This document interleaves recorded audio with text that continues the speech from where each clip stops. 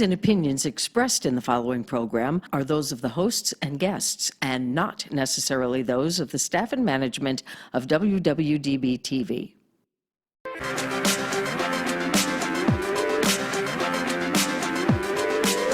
Whether she's walking the red carpet or doing interviews, you'll find her with celebrities and all the latest news. She's here, she's there, she's everywhere, she's always on the go. So sit back, relax, and get ready, 'cause it's the Corey Taylor Talks Show. Yes, but today I am actually joined over the phone with truly just an icon. You know her from, I mean, so many different films. One of my favorite films, literally of all time, E.T. Yes, we got a yes in the audience. Cujo. I mean, 10. I just so many different films. And in fact, now over 200. I mean, she has just had a phenomenal career. And what is amazing is she's such a good person. And throughout this, she's just stayed so positive and kind. And I am just truly honored to have her on. So hi, Dee. How are you? I'm good, darling. How are you? I am so good. Truly, thank you so much for doing this. Truly, it is such an honor. My pleasure. Glad to be here. Yes, so first of all, congratulations. Over 200 titles. You are the only living actress with that, with over 200 credits to your name. That is phenomenal. I am? Yes, you How are. can that be? I didn't know that. Oh, How you do you know that? Yes, congratulations. I mean, that is just one heck of a feat. That is amazing, Dee. Amazing. Well, you know, when you get to do what you love and you just keep out creating, that's what happens, I guess. No. I mean, I that's really unheard of. Over 200 titles, the only living actress with that is just phenomenal, and you completely deserve it. Because, like I said, first of all, you're an incredible actress, and I think that just shows. I don't think you'd be cast 200 times if you weren't. But you are an incredible actress, and what's even more important is you're such an incredible person, and that is such a rare thing, especially in Hollywood. But you're just such an amazing woman, and I really applaud you for that, because you're just the best. Well, thank you. I have my mommy to thank for that. My mommy and my grandma, they raised me well. They taught me integrity and truthfulness and trust and love, and so it was interesting when E.T. came out. A lot of the press said, well, how has this changed your life? And I said, well, it hasn't changed me, and it hasn't changed my life. It certainly has changed the way I've been received in the business. But I am who I am, and intending to always stay that way. No, I think you have, and also you raised a beautiful daughter who's also incredibly talented, and you're just a great duo together. And we're actually going to have her on the show in July, so I'm excited to have her on as well. Oh, great! You know, her book just went live on Amazon. Yes, I did want to talk. That is so cool. And it sounds amazing. I haven't read it yet, but it sounds just amazing. It is amazing. It's Eat, Pray, #FML. And it's available on Amazon right now. If you've ever been challenged in relationships in any way, you want to read this book. It's just throughout the whole book, you go, oh, my God, that didn't happen, too. And I think it's going to help a lot of people heal, you know? Yeah.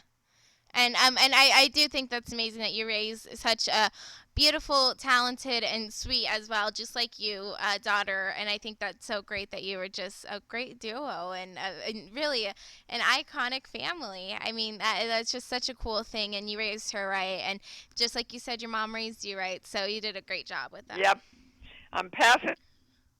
And, you know, it took me 6 years to get pregnant with Gabrielle. Wow. Everybody... And I said, well, God and I have a different plan. And we joke a lot. She said, yeah, Mom, there were thousands of us up there, and finally I shot my hand up and I said, okay, she's not going to give up, I'll go. And, she's my best friend. We work together and create together and laugh together and love together, and yeah. Best production I ever did in my life. That is so cool, and you are just a wonderful mother, and that's a rare thing in Hollywood. Honestly, any of these days, it's so rare to have such a phenomenal parent. But you have just been great to her, and you were a great team together, and both so extremely talented. So. Yeah, we just finished a movie together called Await the Dawn, which is a great. It's a great combination of sci-fi and horror. And we just finished it, so I don't know when it's going to be out again. But I'm spending most of my day. She's having a big book signing party, and Mom's in charge of the catering and the flowers. So I've been hired with very little pay, I might say, Corey. That's so funny. No, but actually, that's so cool that you guys did Await the Dawn together, because that was your 200th movie credit. Did you know that? Well, you've done a lot of research, haven't you, baby? Yeah. I just triple-checked when you said that. I was like, that's definitely right. Yeah, that is definitely your 200th movie credit. I didn't know specifically that was it. So thank you for that piece of information. Yeah, so a movie you did together. How cool. I mean, what an awesome thing, and an awesome thing you have together. Yes, indeed. Very blessed. Yeah. Oh, yes. And I do want to talk about your career, because, like I said, you're just in so many iconic films that will be around for years and years to come, because they are just truly legendary. First off, E.T. I love that. That was my whole childhood, was E.T. And that was so cool that you were in that. And Cujo, one of the best horror films. And it's what's so cool about it is it's more realistic, and I don't know, just every one of your films you do, you just exceed everything, and you can do anything from amazing family movies to scary horror films, and I think that's so cool, and that really shows your range with everything you do as well. Yeah, and I like it that way. I would get bored playing the same character or doing the same genre all the time. I like variation. I'm also a clairaudient channel, and I have a whole healing practice all over the world. And I go back and forth between that and doing horror films and speaking engagements. I just got back from Fort Lauderdale. All of that makes me who I am, and it makes me really happy when I can be busy doing all the stuff that I love to do. Yeah. So for all your listeners out there, don't think you have to choose. Just do everything that gives you joy and keeps you in your bliss. Yeah. And I have to ask, so when you were actually, you were a teacher for a while, correct? Yes. I was a high school teacher. So how did you go from that to becoming this amazing actress? What made you go that direction?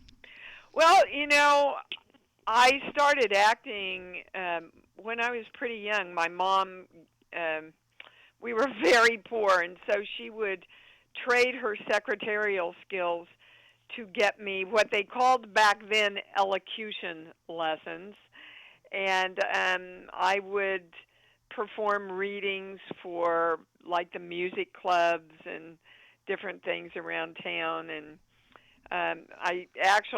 my mom produced and directed all the religious plays at our church, and I started out as a baby Jesus and ended up as a Virgin Mary before I went to New York. But when I said, Mom, I wanted to start out as a dancer. That's really where my dream was. And I studied with a prima ballerina from Germany, and after my last solo appearance, she took me aside and she said, I'm going to do you a big favor. You will always be good. You will never be great. If you want to be great, go do something else. Well, I wanted to be great, so I thank her profusely for that guidance. And I turned my sights to the next thing I wanted to do that I knew, which was acting. And but my mother said, please, for me, just have something to fall back on so I know you're always going to be okay. So I finished my studies at the University of Kansas, and I taught a year of high school. And then I said, Mom, you know, I gave you what you needed, and I'm glad I did. I used my degree, you know, to this very day for different things. But now I'm going to New York. And so I'd never been out of Kansas in my life and moved to New York, and the rest, they say, is kind of history. Absolutely. And you have so many really, like I said, iconic films. Do you have one that is like your favorite you've done? I'm sure there's too many to even pick, but do you have like a favorite maybe set you worked on or a favorite movie you've done? I do, and it's Cujo. I can't say it was my favorite to work on because it was the hardest thing I have ever done in my career. I can imagine. But I feel like I went as far as I could go, as truthfully as I could do it, and which is what I always try to do. I think that's my job for the directors and producers and my fans, is to be as truthful and authentic and go all the way. It was the toughest thing I've ever tackled in my life, spiritually, emotionally, mentally, physically, but it's the picture I'm proudest of, yeah. And I can imagine it was a very difficult shoot. And like I said, you're just so believable in it, and the struggle of trying to protect your son. I mean, it was done so well, and it's a horror film, but it was a very well made horror film that made it really, anyone could watch it and really love it. So what made it so difficult on set? I'm sure there was a lot of aspects to it, but what made it so difficult for you? Well, every single solitary scene is, when do I break down? How much do I break down? How do I break down? And you have to understand, guys, every time you see a scene like that, we probably had to film it 10 to 15 times. Yeah. So your body does not know between a perceived threat and a real threat.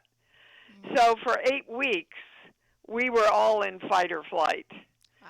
And pumping adrenaline continually. And every time, you know, the dog and the 6-year-old little boy would actually work in the same take, they would print it. So I had to be on all the time, full out emotion.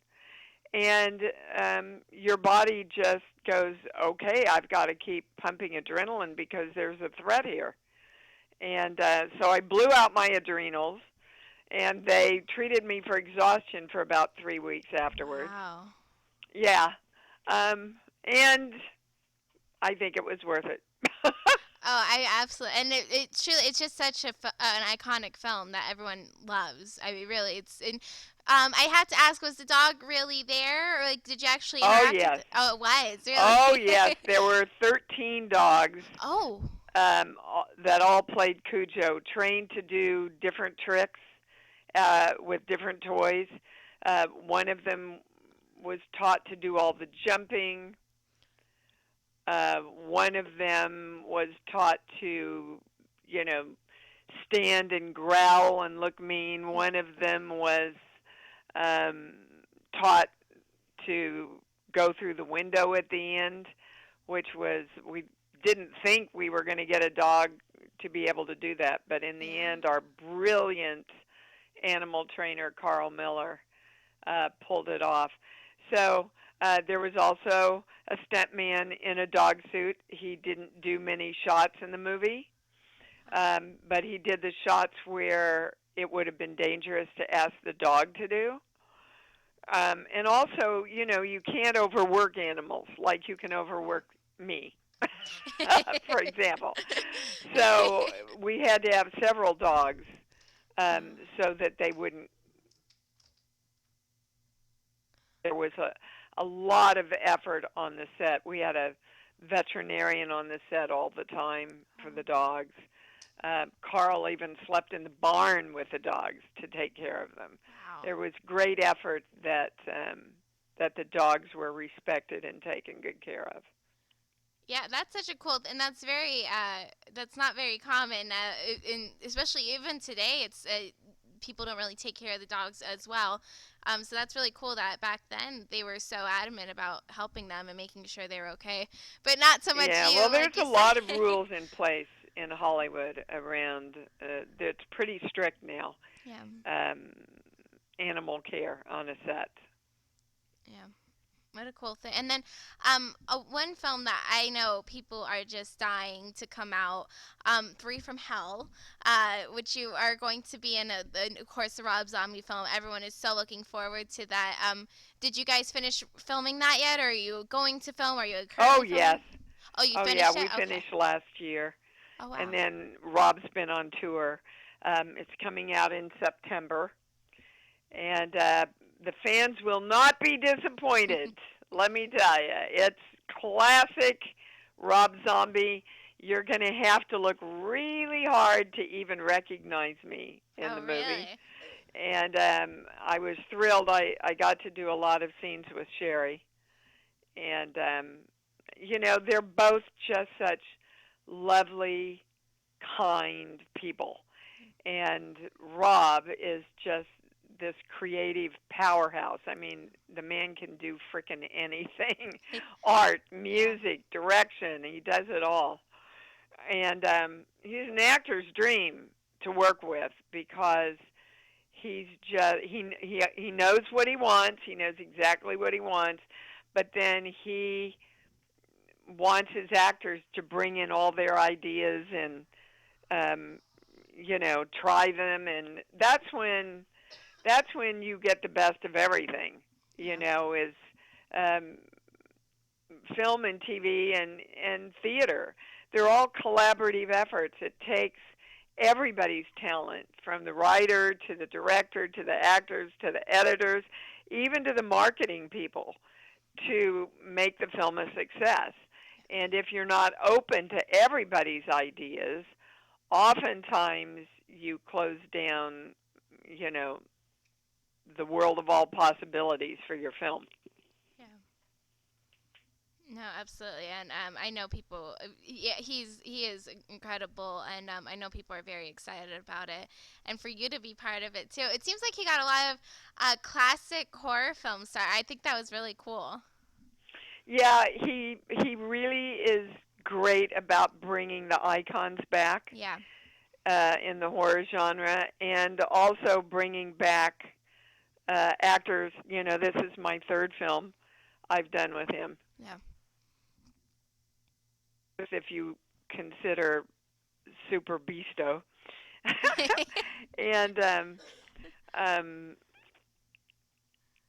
I think any actor that you would talk to would say, if Rob calls, I go. Are you there? Oh, I'm sorry. I think we're breaking up a little bit here and there. Yeah, we are here and there, but we're making it, Corey. We're going through. We're powering through. Oh, are you there? I'm here. Okay, all right. I think he is amazing, and but you've worked with a lot of incredible people, and I mean a lot of iconic directors, and I think that's just because you're such a good person and you're so insanely talented. And you're so versatile too, which not a lot of people are, and you can do just anything. And I do want to talk about too, kind of showing how good of a person you are. Like you said, you were a spiritual guide and everything, and you have your radio show, and you do a lot with that, and even the teddy bear. So I want to get all involved with that too, because you do so much more than even just acting. Yes, I'm a clairaudient channel. I teach people how to direct energy and how to live and think consciously so they can create the lives they want. It's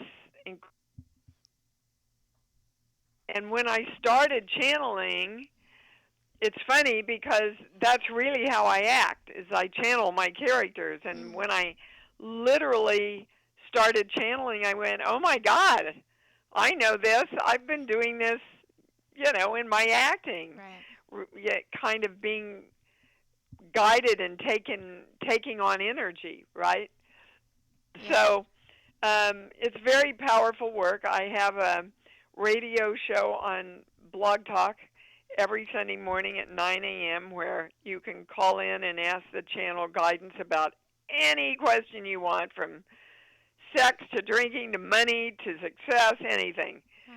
And that goes out worldwide. The easiest way to find it is to go to my website, IamDWallace.com, and on the home page, you will see a place where you can connect into the show. That's the easiest way to tell you how to get there over the air. And then I do webinars every month and speaking engagements where I teach conscious creation. And, I have 5 books out on the subject. Your audience would probably love to read Bright Light. All my 5 books are available on Amazon. But Bright Light is literally kind of my autobiography through all the big movies and the big directors I've worked with, and all the lessons in conscious creation that I've learned along the way.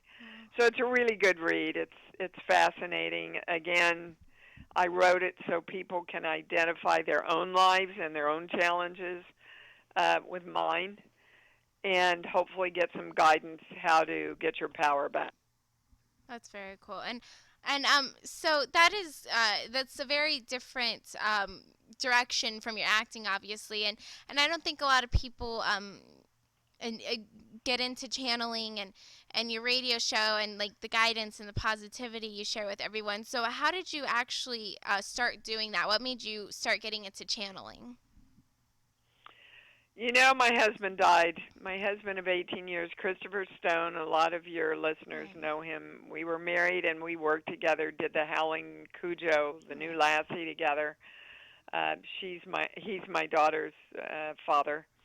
And when he died, I fell to my knees and I said, I don't want to be pissed off. I don't want to be a victim. I want a way we can heal ourselves. And, of course, ask and you receive. And within seconds, I got the first download, I call them, from the voice. And it said, use the light within yourself to heal yourself, which I have been really learning what the expansion of that means ever since. And I think our biggest challenge is that we're just not taught that we have power over ourselves and our lives. We're taught that we aren't worthy, that we don't have the right to decide, that it's fate or destiny or karma or whatever excuse we want to adopt for not going, it's up to me. What the hell am I going to do with my life? And when you really accept the responsibility for that, your life changes. Oh, I can imagine. And is that how you kind of got into your radio show, too, to start helping people that way? Absolutely. That's the reason I started the radio show, is that, when you know the truth, you feel obligated to get the truth out to people. I mean, this work really changed my life and changed my success. I don't think I'd have my daughter without it because, 6 specialists told me I would never get pregnant. But I never lost focus and I never lost my intention. And I said, I am creating this baby. And it took me 6 years, but here she is, my best friend, best thing I ever did. But you have to know what you want. You have to commit to it. And what commitment is no matter what I have to do, I'm doing this. No matter what I have to do, I'm doing this. And then you work with the universe. But it begins with you. You've got to know what you want, and you've got to commit to it. That's very true. And I have to say, I listened to your show a couple times, and it's just so positive, and it's powerful. And like you said, you cover everything. I mean, it's a fascinating show. I love listening to it. It's just so good. Thank you. Thank you so much. I'm so glad you got a chance to tune in. Yes, and I do want to ask too, what advice do you have for people? You kind of went into it a bit, but what advice do you have for people? Because I know it's so difficult sometimes, and it always seems like everything goes wrong, and the world's just so negative right now. What advice do you have for people that are just feeling so down and disheartened by everything? My advice is to never use the words you just used. Oh. Gotcha! Because, and I'll tell you why, this is literally brain science, okay? The more, whatever positive or negative statements you make about yourself in the world is the only thing that your brain allows you to see. And what your brain allows you to see is literally creating the experience of your life. So if you keep saying, as my mother used to say, the world's going to hell in a handbasket, and there's no hope, and we're so screwed up, and everything's so negative, all you're going to see in your life through the perspective of you is how negative things are, which will create more negativity because you will believe it more. So, every day before I get out of bed, I direct my day. I don't say, this is going to be a great day. I say, this is a great day. And I am love, and I am joy, and I am balance, and I am success, and I am money, and I am love, right? Because you have to define yourself in the positive if you want your life to expand in the positive. Yeah. No, I think that's great, and I will not use that word anyway. Yeah, just watch how, if you keep focused on how big your butt is, guys, your butt is going to stay big. Something we can all identify with. When I work with people around money, I'll go, well, what do you want? Well, I don't want to have to worry about money. Yeah, but what do you want? Well, I wish I had more money. Yeah, but what do you want? What do you want to create? What state do you want to live in monetarily? And sometimes it takes them 20 minutes to go, I want a lot of money, and I always want to be secure in my money, and I want to make money doing all the stuff I love to do. And I went, great, now you can start making money. But if you're not loving money, why do you think money's going to come to you? You're in relationship with money just like you're in relationship with everything else. Right. No, I think that's so true, and your brain is so powerful, and I think that's great the way you said it. That you really had to watch your wording and your thoughts, and people are hard on themselves, and they need to stop doing that because, like you said, it's just going to make it worse or keep the same. You just keep getting the life you've gotten if you keep doing that. But we're taught from the time we're little, be humble and put yourself down and don't say you're magnificent. And I'm telling you all, they were wrong. Yes. They were wrong.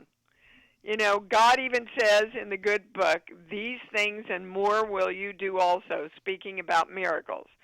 So he gave us permission to go create miracles, but you see, miracles don't make sense. So if we're going to create miracles, we have to be open to all thought and all possibility and all the magic of the universe and love what we're creating, and then miracles can happen. Yeah, very true. And I want to talk about your teddy bear too, because I think that is the coolest thing ever. I have a little niece and nephew, and they get bullied a lot sometimes, and they go through a lot in school, and so I think that teddy bear is just such a brilliant thing, and I think so many kids need it, and they need that positivity, and they need a friend that will give that to them, and I think that teddy bear is the coolest thing ever. So why don't you talk about that too, and how you actually created that? Well, I created it because brain science will tell you that as far as how we see ourselves in the world, and how we think, how much the world honors and thinks we're worthy, is completely locked into your brain by 7 years old. Wow. So what we teach our kids about the joy of who they are and how magnificent they are and how powerful they are serves them their entire life, so that when that bully comes to them and says, "You're stupid," they know within themselves, "I am smart. So it doesn't bother me what you say, because I know who I am." And so Bapalopaloo, the little bear, that has really powerful statements like, "I love my body," and "I love who I am," and "I am so smart," and "I love life," and that every time you press the paw, you hear another statement. So that what we do is we encourage the kids to state it back to the bear, right? So that they're literally saying the strong positive statement back to the bear and claiming it for themselves. Wow. And now I which think creates brain cells so that they can stay in their knowing around how powerful they really are. absolutely. I think that's such a cool thing, and I think a lot of children will love it and can really benefit of it. And I didn't know that everything's locked in by 7. I had no idea about that. That's Yep. crazy. Yep. It's pretty staggering, isn't it?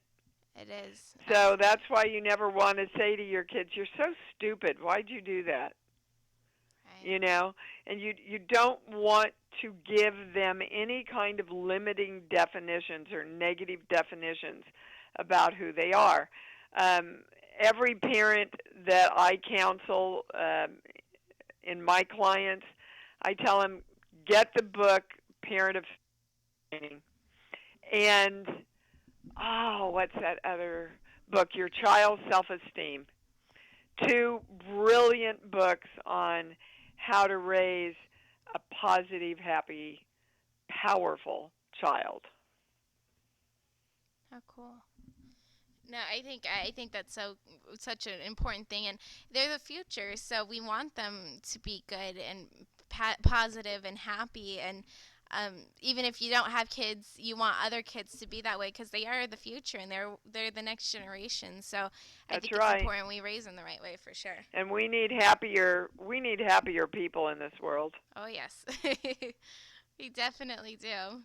And I think that's why it's so cool that you are doing this, and you are making such an impact on so many people's lives. And the radio show gets it out there. And then you said you also do private sessions and everything as well? I do, all over the world. Yeah, I have clients all over the world. I do them over the phone. All energy is connected, so you don't ever have to be in person with somebody to get a fabulous reading. Just have. And amazingly enough, I'm able to do all this around my acting. Yeah. It just always seems to fall in perfectly. No, I think that's so cool. I was going to ask how you balance all that because I think being alone with what you're doing with that would make you insanely busy and take up all your time. But you balance out your acting and you do phenomenal films and they just keep coming. I mean, over 200 credits. That's amazing. Yeah, I think again you have to love when you love all the things that you do, you don't work. Right. You just do things you love. But I am vigilant about making sure my days are in balance. I get up, I have some time with my dog, we go on a gratitude walk, spend some time with my assistant about what needs to get done during the day. And then I'm kind of full out until 6 o'clock, but when 6 o'clock comes, I want to have my glass of wine. I want to have dinner with my honey or my daughter, and really have a life and a balance in that life. And I think too many of us have bought this work night and day till you're burnt out. Until you make it, and they've got a lot of studies that prove that that's the very thing that will keep you from making it. Wow. Oh, that's very interesting. But you found the perfect balance. You found the absolute perfect balance, and you're able to help so many people, and then make your incredible films. And I think it's so cool that you're so passionate about everything, and that you are really doing what you love. And I think a lot of people can learn from that for sure. Yeah, I know they can, and I know they can learn in whatever area of their life isn't working optimally for them. You can learn to shift that and create that part of your life the way you want it. You can, because I've done it, and I've taught a lot of other people to do it. But you have to choose. It has to start with you. Yeah, well, you did it. And I want to ask you a couple of fun questions because like I said, you're just truly an icon, and I think everyone wants to know everything about you. So I just want to ask you a couple questions that maybe aren't your typical ones, just so people can get to know you a Sure. little bit better. Is that good? Yeah. All right, cool. All right, so the first one is if you could have dinner with anybody, dead or alive, who would it be and why? Oh, dear God. Well, I would love to have dinner with Anthony Hopkins Oh, that's a because good one. I'm such a huge fan of his talent. And I would love to have dinner with Christ Yes. because I really think Christ was teaching brain science, and I would like to brainstorm all that stuff with him.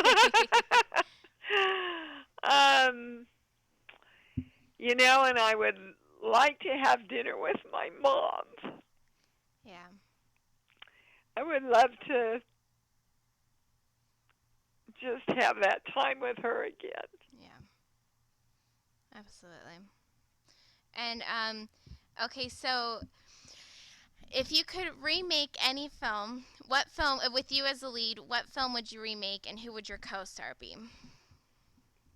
Oh my God. Hold on, I've got to think. If there's a film I've ever done that I would want to remake. What a great question. But you've got me stumped, kind of.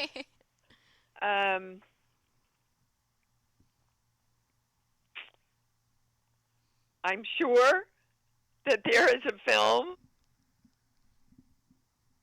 And oh my God, if we just done this or we just done that. Seriously, I can't come up with one, Corey. I love 10.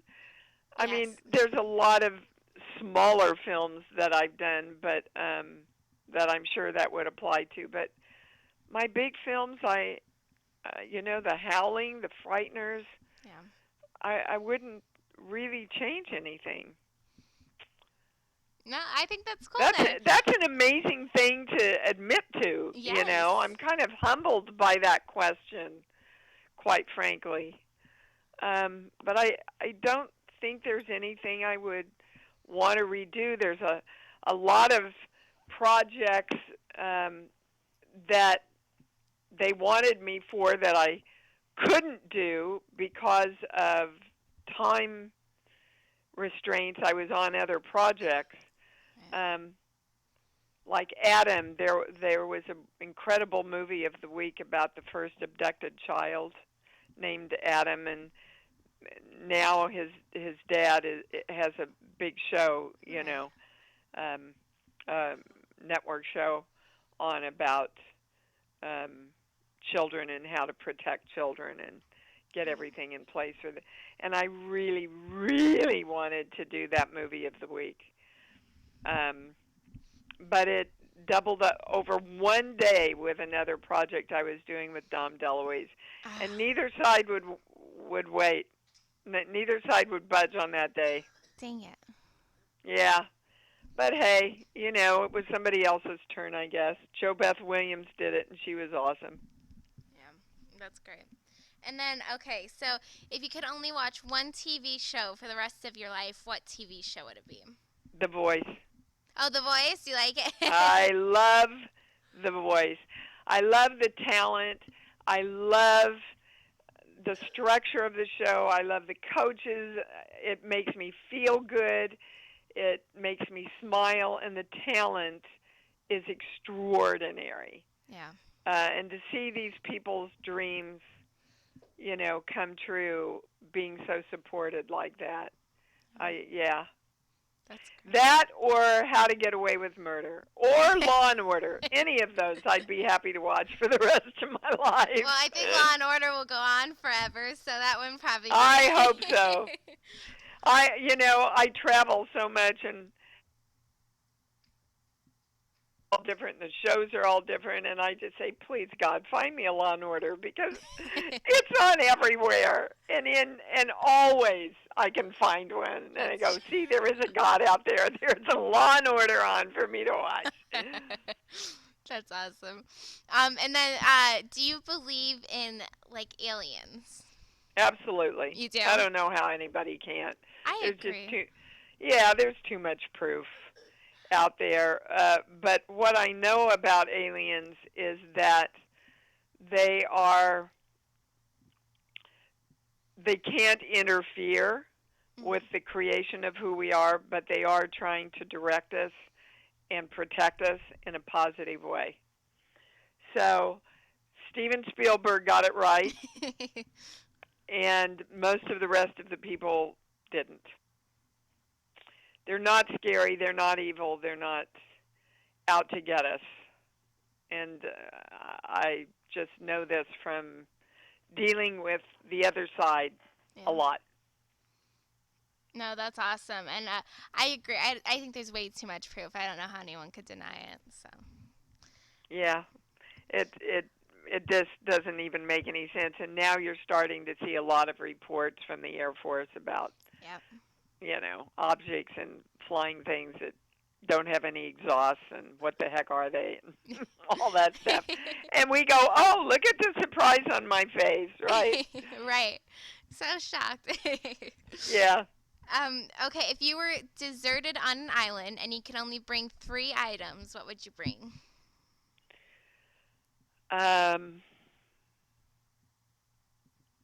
Music, my toothbrush, and my daughter. Ah, very cool. And there you go. Then you're set for life. Pretty much. I mean, I guess food would be a good thing in there too, but I figured there was food on the island somewhere, so. It's already there. You're okay. Well, kind of speaking of food, if you could only eat one meal for the rest of your life, what would you eat? Salmon. Salmon, really? Oh, yeah, I love salmon. Really? Very cool. Do you have a particular dish or just any? Salmon and a really great vegetable and a glass of really good Cabernet. There you go. And chocolate for dessert. That's my girl. That means gotta have my chocolate, dude. I'm a chocoholic. Ditto. What's your favorite place in the world? Hawaii. Hawaii? Which island or area? South Africa runs a close second, but I would have to say Hawaii. Very cool. Yeah, I've never been there, but it's beautiful. Beautiful, beautiful. Oh, honey, go. Immediately. Go to Maui. Maui's the best. Maui. It's busy enough, it's busy enough, and yet it's relaxed enough that you can get away from the busy if you want to. That's great.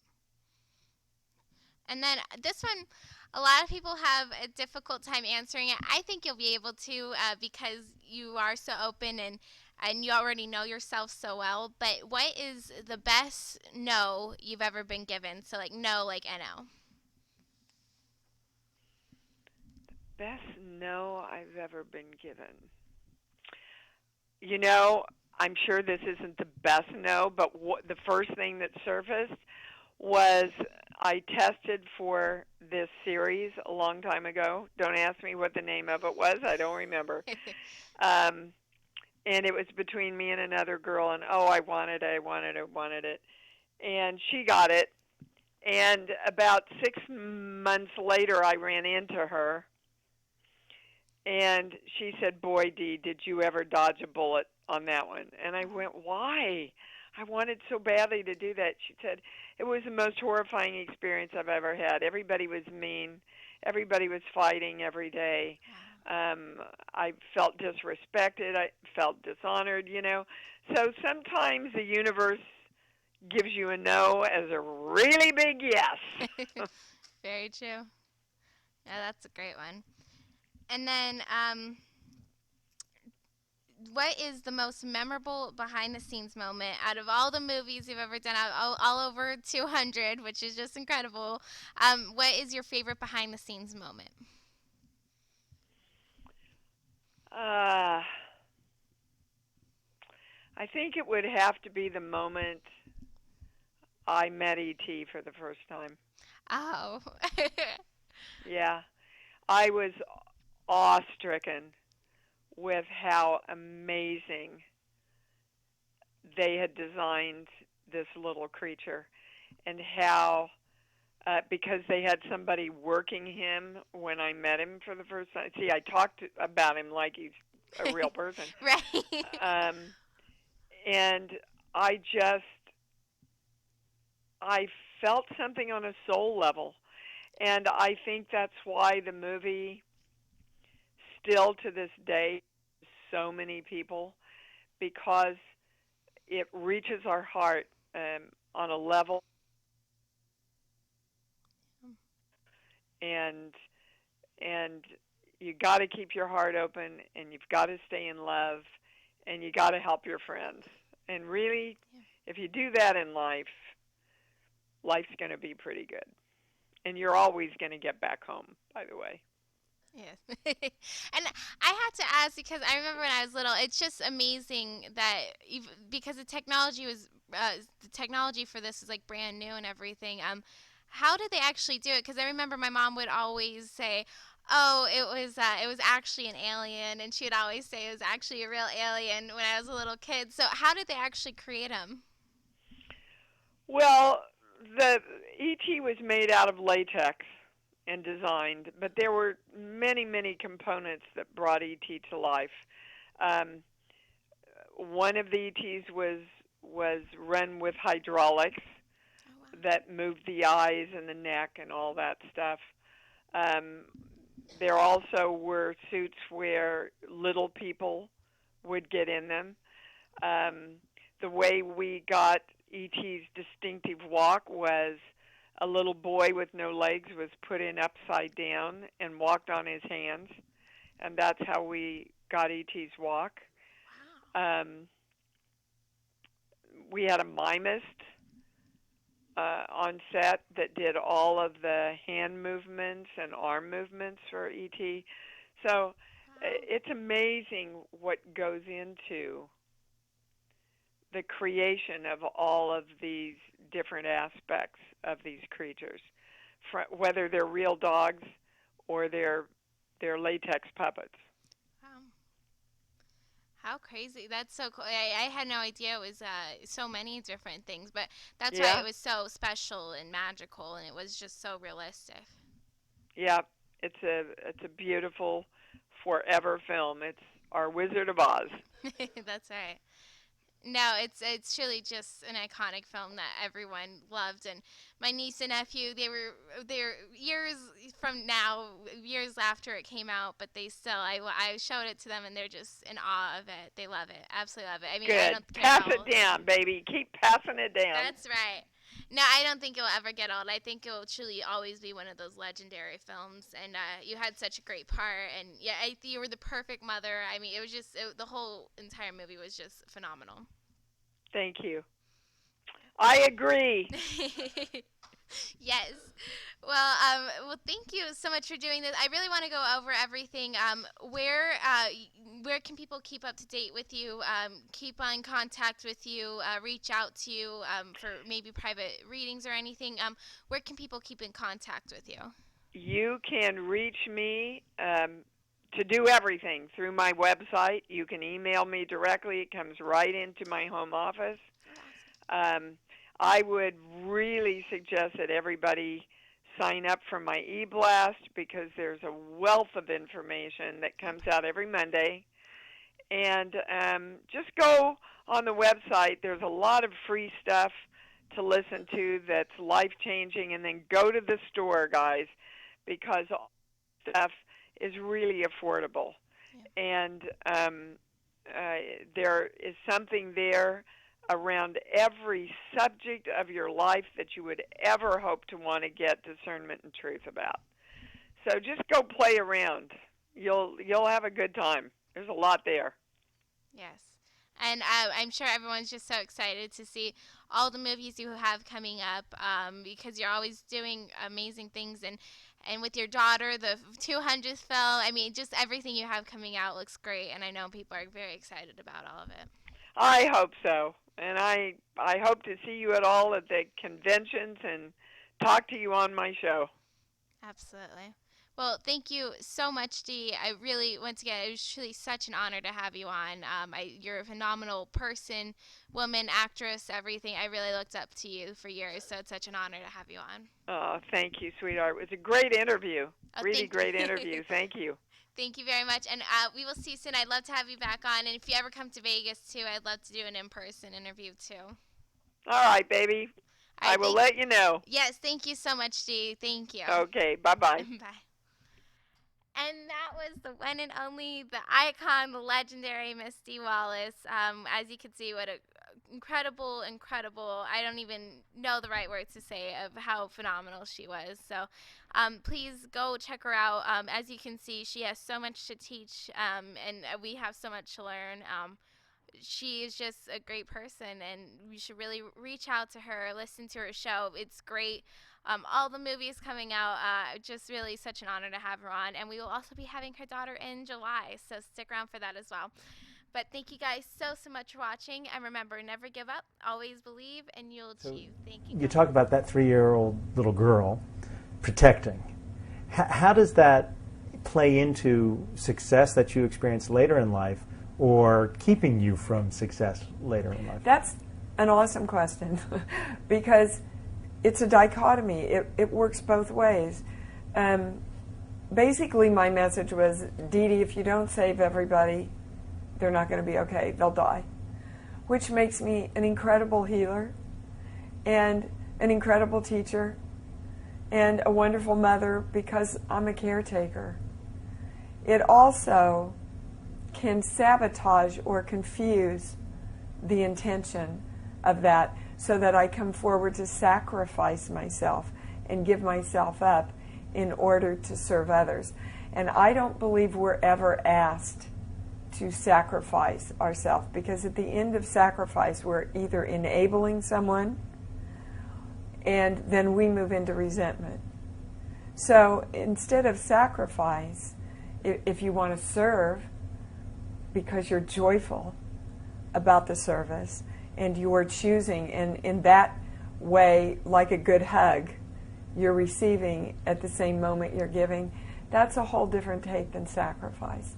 And the intention is, I love myself so much that I want to bring that love forward to you, but I've got to love me first. Now, you've just hit upon some things, though, that society sometimes reacts negatively to. For instance, I have to love me first. Some people would say, you think? Well, some people say, oh, that's self-centered, or that's narcissistic, or that's so misplaced, or, you know, if you want to achieve success in your personal life, you have to sacrifice for your loved ones. If you want to achieve success in business, you have to sacrifice. Well, I'm in total disagreement of that, and I think people don't really understand. I mean, when we come in, we all come in with our light, right? We all come in as this bright light. And then we're the center of the world if we're lucky, and most of us are, until around like 1.5 or 2. And then it starts, give your toy away. I don't care if you want to play in the sandbox. Johnny wants to be in there. No, you can't have that. Don't ask for that. Good little girls and boys, don't ask. You know, and then we get to our adult selves and go, wow, why can't I create my life? Instead of, yes, you're honored, and you're beautiful, and you're magnificent, and you are part of the creative force of everything in this world. And when you know that, and I truly think that's the real meaning of the Nelson Mandela quote, you know, when we move into our own power of the beauty and love that we are, in the highest sense of the way, not the narcissistic, but wow, when I can look in the mirror and go, Deanna, I love you. When we can really love ourselves like that, then we give everybody else the power to love themselves, and then the world heals itself.